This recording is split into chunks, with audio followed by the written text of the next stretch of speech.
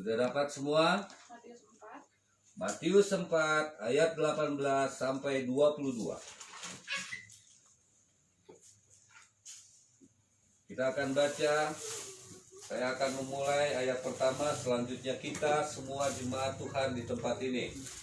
Kita mulai. Judulnya adalah Yesus memanggil murid-murid yang pertama.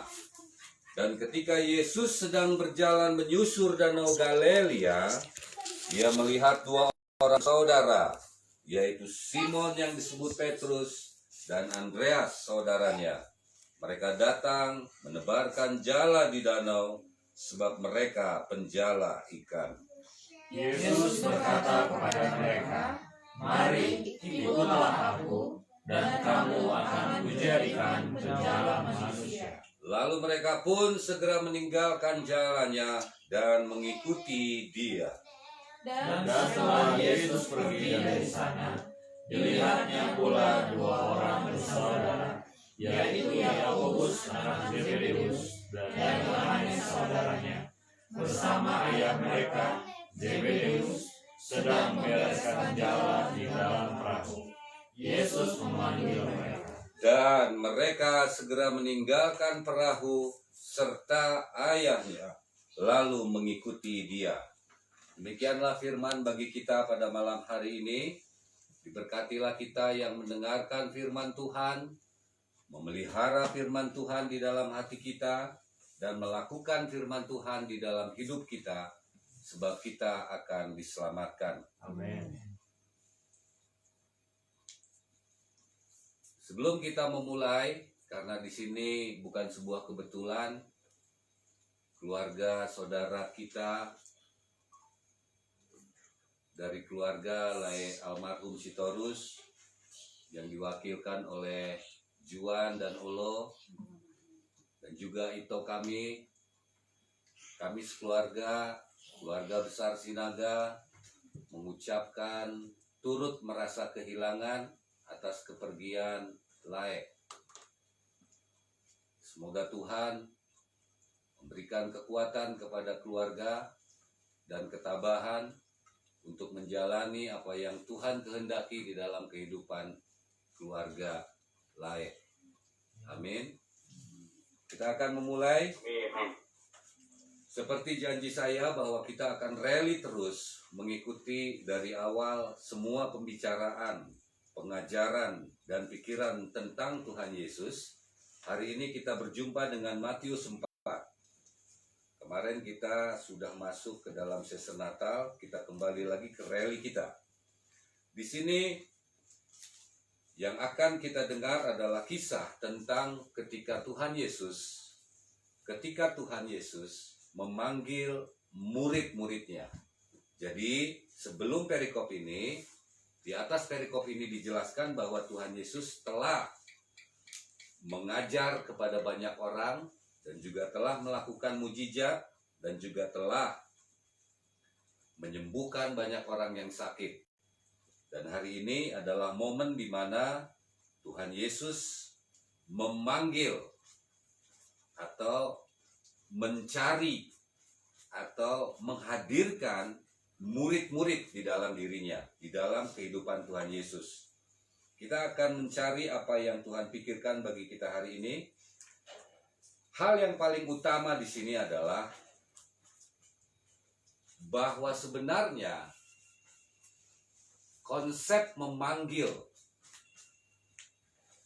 yang dilakukan Tuhan Yesus terhadap manusia itu berlaku kepada kita. Artinya di sini, apabila kita menelaah dari apa yang kita baca, jelas di sana bahwa Tuhan Yesus memerlukan orang atau memerlukan seseorang untuk melakukan tugas pelayanan yang diemban oleh Tuhan Yesus, dan ini diembankan juga kepada siapa saja yang dipanggil. Tetapi yang perlu kita cermati di sini, panggilan Tuhan Yesus ini haruslah kita percayai sebagai sebuah panggilan untuk menjadi murid-murid. Ingat ini ya. Jadi jangan pernah lagi berpikir bahwa ketika kita merasa terpanggil, kita tidak akan dibuat menjadi murid. Itu salah. Jadi ada banyak orang pelayanan. Ketika kita bertanya, kok kamu sekarang sudah ikut pelayanan? Oh, saya terpanggil. Lalu mereka pelayanannya dalam konteks ya seperti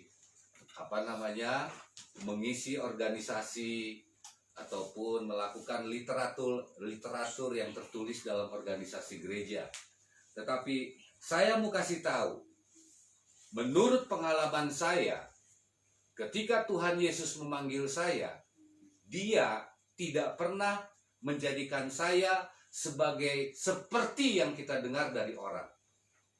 Tetapi Tuhan Yesus akan memproses saya untuk menjadi murid. Ingat ini ya, akan memproses kita menjadi murid. Jadi ketika dipanggil, kita belum apa-apa. Mari kita pelajari. Coba baca ayat yang ke-19. Siapa di situ?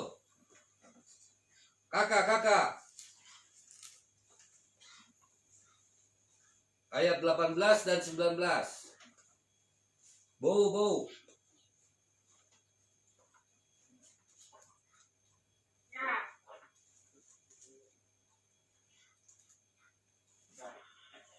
Dan ketika Yesus sedang berjalan ke danau Galilea, Ia melihat dua orang bersaudara, yaitu Simon yang disebut Petrus dan Andreas saudaranya.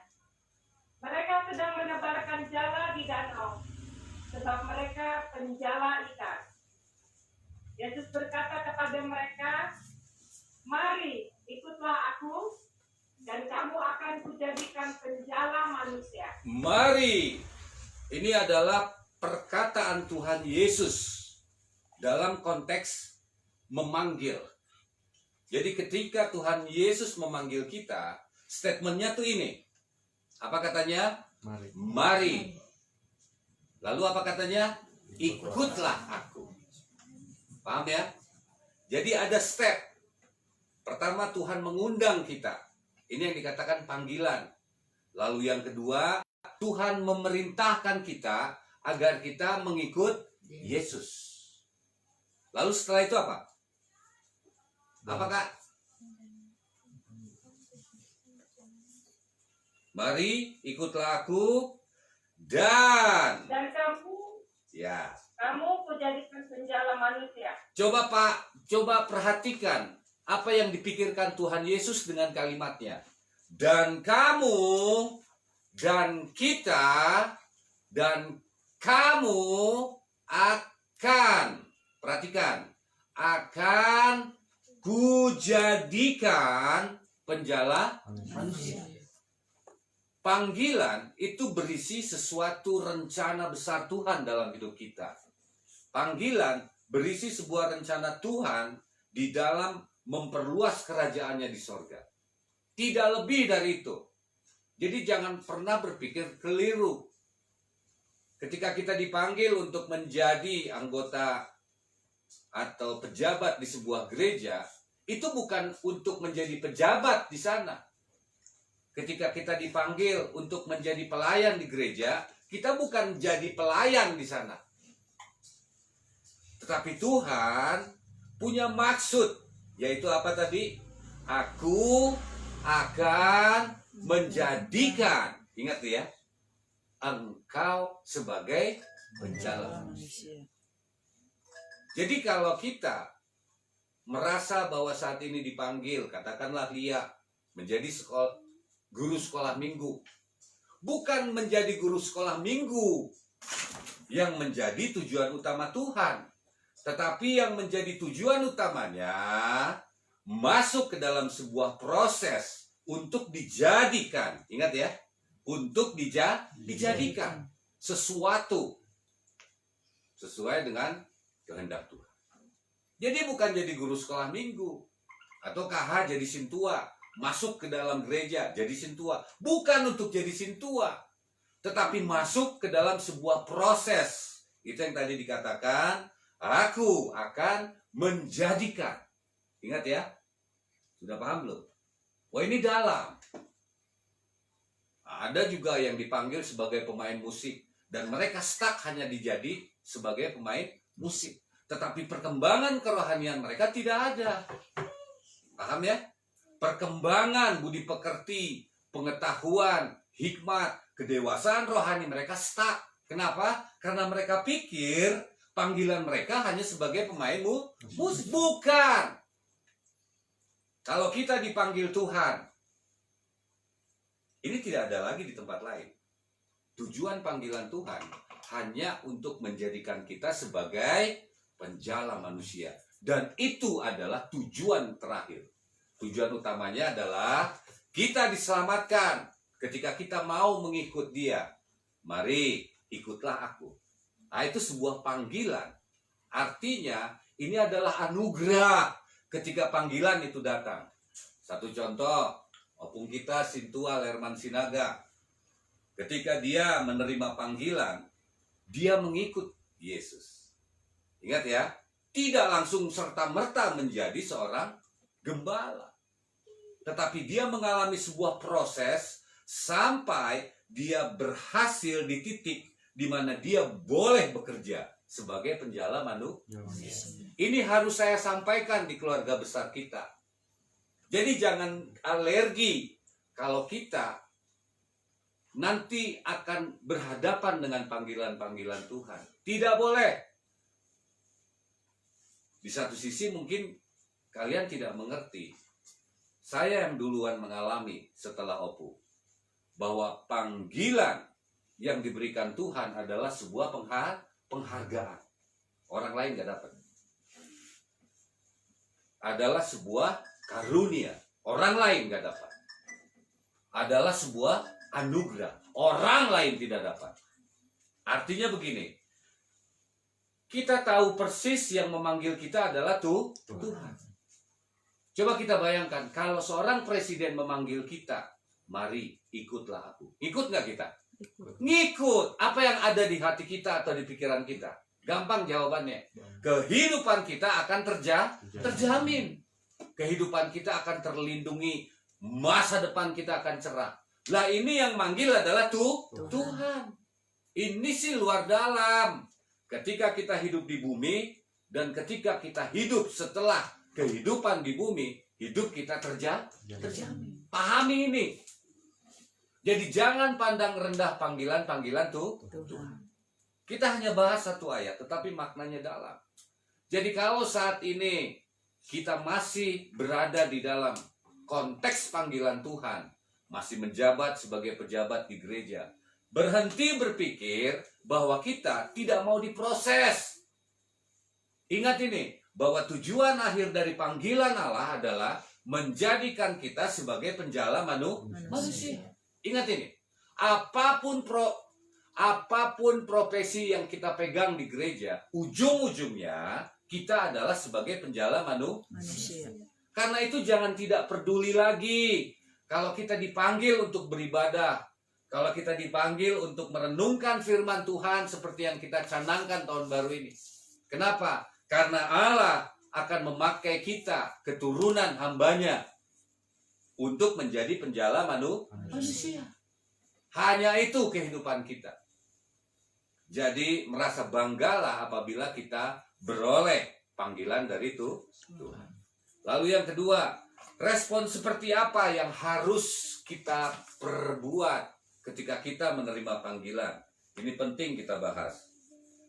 Juan boleh baca Juan ayat yang ke-20.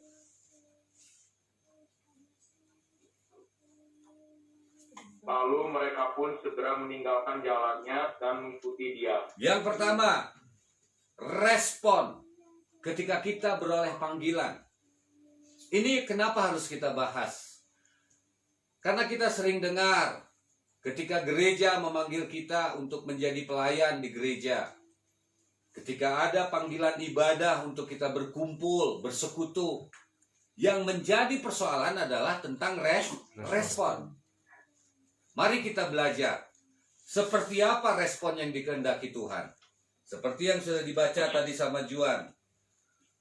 murid-murid itu yang dipanggil tadi, lalu mereka pun segera meninggalkan jalannya dan mengikuti dia. Ini berbicara tentang mata pencaharian.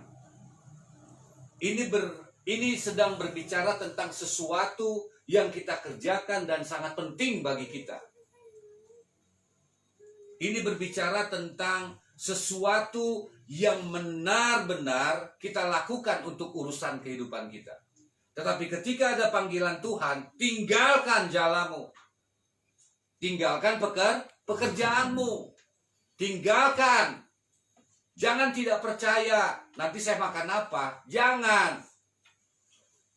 Ketika ibadah memanggil kita, berhenti. Kenapa? Karena ini adalah sebuah respon yang diminta Tuhan. Kecuali kalau ibadah kita ngaco. Kecuali kalau ibadah kita bukanlah sebuah proses yang dilakukan Tuhan sampai ke titik di mana kita menjadi penjaga. Tinggalkan jala kita. Paham ya? Jangan dientar-entar kayak Rakem. Entar. Tanggung. Jangan ya. Jangan. Kenapa? Karena Allah tidak bisa dipandang rendah. Paham ini ya? Karena Tuhan tidak bisa dipandang rendah.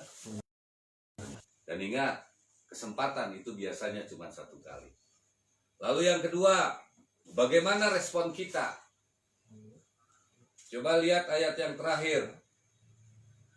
22. Siapa di sana? Alep boleh.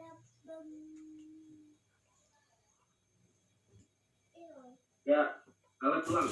Ya, ayat 22. Ayat 22. Dan mereka segera meninggalkan perahu serta ayahnya, lalu mengikuti dia. Dan mereka meninggalkan perahu serta ayahnya. Coba digaris bawahi. Perahu serta ayahnya. Ingat ini.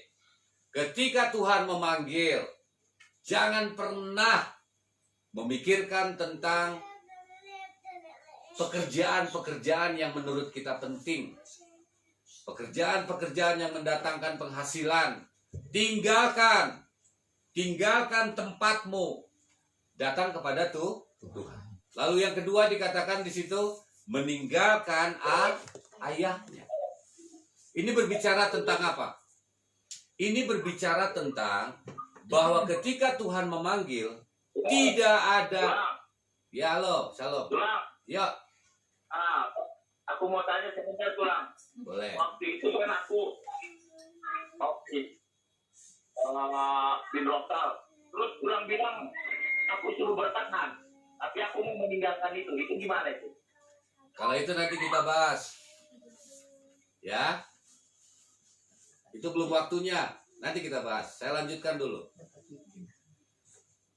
Dan mereka pun meninggalkan ayahnya. Ini berbicara tentang bahwa keberadaan orang tua itu adalah sesuatu yang penting dalam kehidupan kita. Benar ya? Dan kadang-kadang orang tua juga menjadi batu sandungan ketika kita mau ikut Tuhan. Di sini dijelaskan bahwa ketika kita merespon panggilan Tuhan, tidak boleh ada yang lebih. Ingat ini, tidak boleh ada yang lebih berharga daripada Tuhan. Kalau tidak demikian, maka kita tidaklah layak. Itu dikatakan Tuhan Yesus. Tuhan Yesus mengatakan begini, jika engkau mengasihi orang tuamu lebih daripada mengasihi aku, maka engkau tidaklah layak. Ada juga kasus lain, saya mau ikut Tuhan, tetapi izinkan saya menguburkan ayah saya. Tuhan Yesus katakan apa? Biarkan orang mati menguburkan orang mati. Tetapi kamu ikutlah aku. Jadi dari kesimpulan yang kita bahas, kita bisa menarik apa makna yang Tuhan sampaikan pada kita saat ini. Yang pertama, kita mengerti bahwa panggilan yang diberikan Tuhan kepada kita bukan sesuatu yang tidak berharga. Kenapa demikian? Karena ketika Tuhan memanggil kita, Tuhan menjamin kehidupan kita. Amin. Bukan hanya di bumi ini, tetapi di kehidupan yang akan datang. Amin. Pandang panggilan Tuhan itu, hargai panggilan Tuhan itu, hormati panggilan Tuhan itu. Dengan konsep berpikir bahwa Tuhan pasti memelihara hidup kita. Lalu yang kedua, bagaimana merespon panggilan? Jangan pernah ada sesuatu yang melebihi daripada Tuhan. Baik itu adalah mata pencaharian kita, baik itu adalah orang tua kita, baik itu adalah profesi kita, baik itu adalah orang yang kita hormati. Karena apabila kita tidak merespon seperti itu, maka kita tidak layak di hadapan Tuhan. Dan ingat bahwa panggilan Tuhan bertujuan untuk memproses hidup kita, supaya kita menjadi penjala manusia. Amin. Dengan demikian, rencana Bapa di sorga di dalam Kristus Yesus itu terjadi di dalam kita. Amin. Agar ada banyak orang diselamatkan. Selamatkan. Amin. Amin. Terpuji nama Tuhan. Oh ya, untuk Papi Kiti. Untuk Papi Kiti, coba didengar nggak? Didengar? Ya, Ya. Kalau untuk Papi Kiti, kita menunggu waktu yang tepat. Jadi apa yang sudah terjadi itu merupakan sebuah wacana. Paham ya? Tetapi tetap kita menunggu waktu Tuhan. Ingat ini. Wacana sedang terjadi, tetapi waktunya adalah waktu Tuhan. Hanya itu aja Papi Kiti.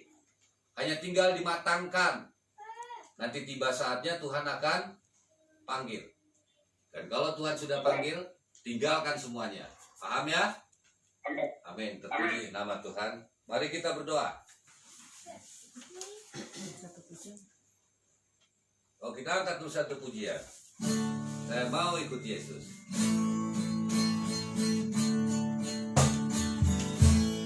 Saya mau ikut Yesus. Amin. Saya mau ikut Yesus sampai selama-lamanya. Saya mau ikut Yesus. Saya mau ikut Yesus. Saya mau ikut Yesus sampai selama-lamanya.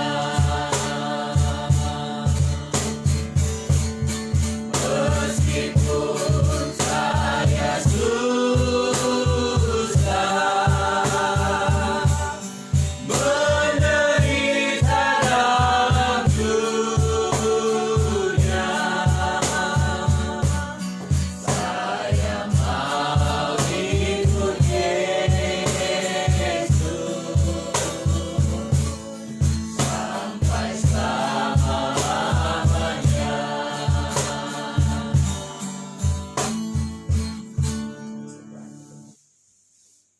Mari kita berdoa. Bapa kami di dalam kerajaan sorga, kami mengucap syukur bagi nama-Mu yang kudus, di dalam roh dan kebenaran, dan di dalam kuasa nama Yesus Kristus. Sebab saat ini kami telah mendengar firman-Mu yang telah menghidupkan jiwa kami, roh kami, dan tubuh kami. Sebab firman-Mu adalah anugerah yang telah kami dengar, khususnya perkataan Tuhan Yesus yang berkata kepada kami, mari ikutlah aku.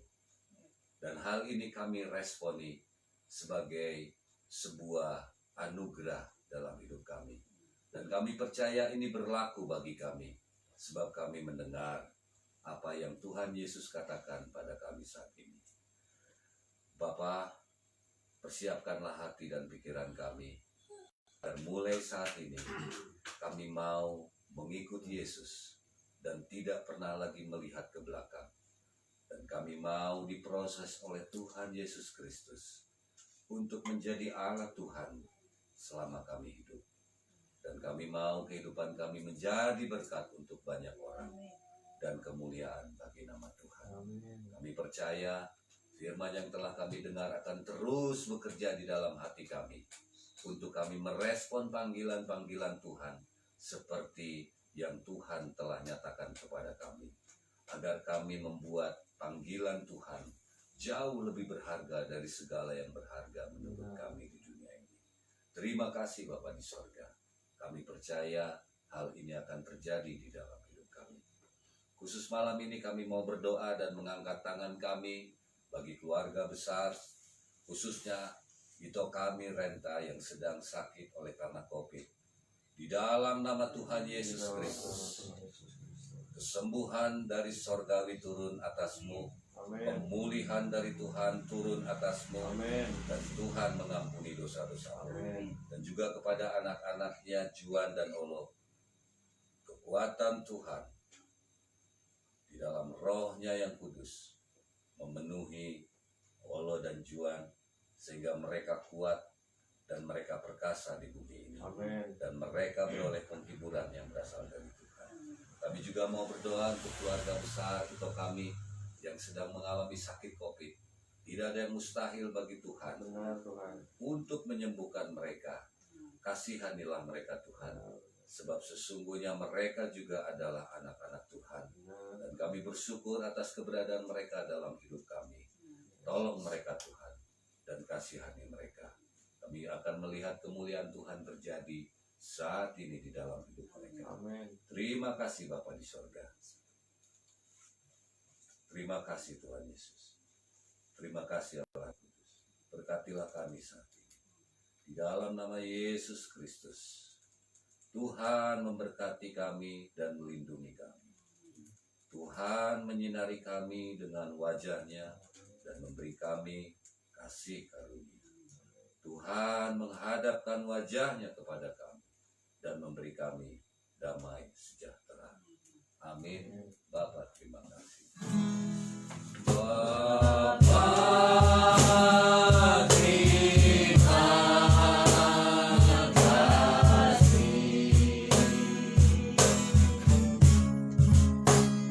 Bapa, terima kasih.